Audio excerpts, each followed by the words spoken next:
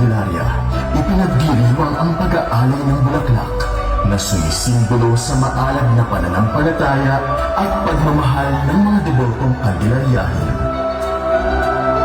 Pagpapaampon, tradisyong sumisimbolo sa masidhing debosyon na ginagawa sa pamamagitan ng pagpuputong ng munting imahe ng Birhen ng Candelaria sa ulo ng mga deboto bilang pasasalamat at pag-aalay ng sarili.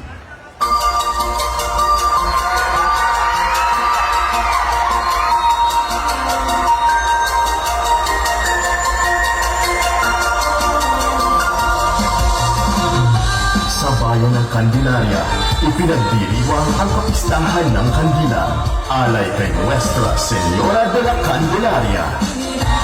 Mula sa bayang nagbibigay tanglaw sa bawat mamamayan nito, hatid ay pag-asa sa bawat mananampalataya at deboto.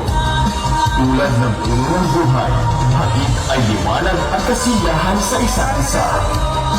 Niyog-yugan, bayan ng Candelaria, narito na! Ayop